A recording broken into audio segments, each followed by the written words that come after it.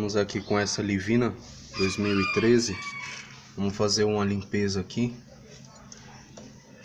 Ela chegou com um ruído forte, como se fosse aquele limitador da pastilha pegando no disco. Chegou com um barulho semelhante àquele.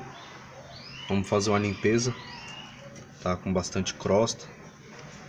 Fazer uma limpeza, montar a panela. Desse outro lado aqui ela já tá montadinha. Já foi feita a limpeza desse lado. Montamos ela tudo certinho. Vamos funcionar ela e ver se continua com o mesmo ruído ou se ela para. Lembrando que as lonas dela não estão gastas, é apenas o ruído mesmo. Essa daqui do freio de mão e essa do freio de pé. Tô na altura boa. Eu que é só fazer uma limpeza mesmo, já acaba com esse chiado, com esse barulho. Tá irritando bastante o cliente. Aí pessoal, limpinho os dois lados. Só montar a panela e fazer um teste de rodagem, frear com ela para ver se ela apresenta o barulho ou não. Para ver se sanou o barulho.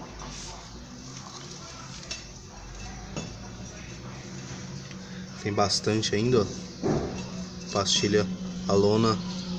Tem bastante lona ainda dos dois lados. Creio que era só a sujeira mesmo. Tava grilando. Aí pessoal, já montamos o Livina. Fazendo um teste aqui. Vendo se ele apresenta algum barulho. Aí, ó. Carro parado, não fez nenhum barulho. Tudo normal.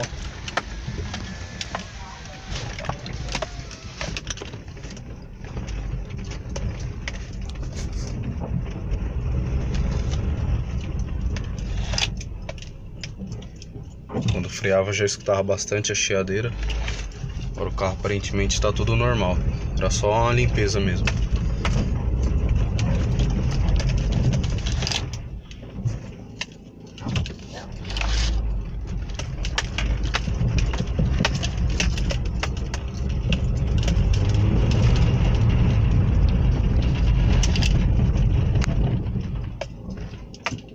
Sem nenhuma chiadeira nas rodas. Beleza, pessoal? Até o próximo vídeo.